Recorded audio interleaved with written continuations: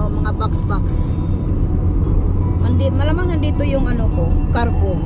Ah, yung cargo. Tududut, tut. Yan ang cargo. Cargo.